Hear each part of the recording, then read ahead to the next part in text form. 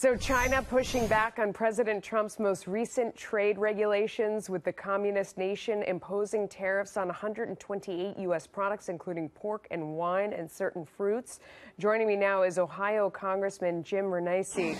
Sir, thank you so much for joining us. What do you think of where we are in this battle? The trade battle? Well, look, I think what the president is doing is trying to make sure that we have fair trade, not only free trade, but fair trade. We expect China to retaliate. We're going to have to watch this.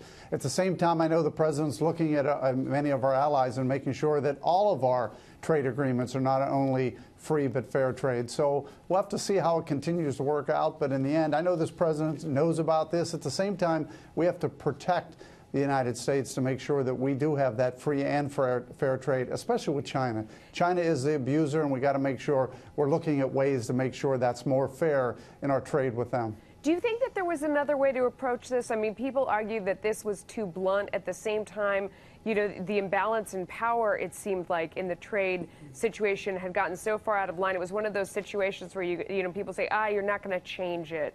You know, and here he really shook it up, but that makes people nervous. What do you think? Was it too much? Is it too disruptive?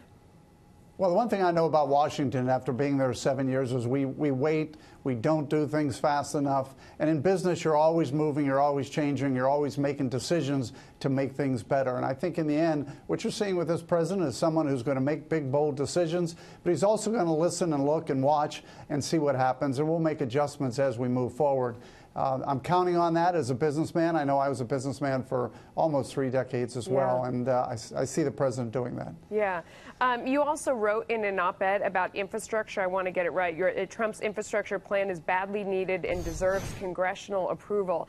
Do you feel like that has been really shoved to the back burner? Well, I do, and again, it was just a couple of years ago that I was working on an infrastructure plan, because I believe we can't keep pushing this burden onto our children and grandchildren. We have bridges that were built just for 40 years, and they're 80 years old. We have the Brent Spence Bridge in Cincinnati that was built for 80,000 cars a day. It has 160,000. Everything is continuing to change. We need to make sure infrastructure is part of what we move forward with. Again, it also spurs the economy, which I think is important as well. It's dollars that are spent that we can get the economy moving, which is very important as well. Do you think that we'll see some movement on DACA or you know, the border wall first? I mean, when we're talking about the priority of things, it seems like there's kind of always something on fire around us. China's getting the attention right now in trade because, of course, we've just, you know, sort of set off alarm bells with these tariffs. You have the caravan moving up, which is focusing, you know, a lot of attention on the border. What do you think happens next? What are the priorities as you see them?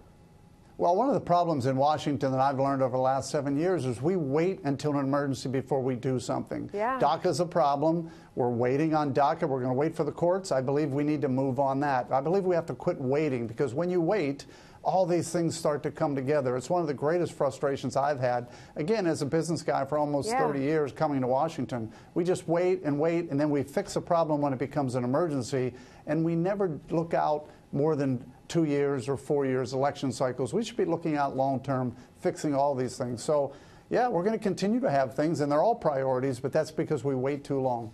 You're not the only businessman that went to Washington frustrated with how the process went and thinking that it made absolutely no sense. Has anything changed meaningfully, do you think, since the president took office in terms of the way that business is done?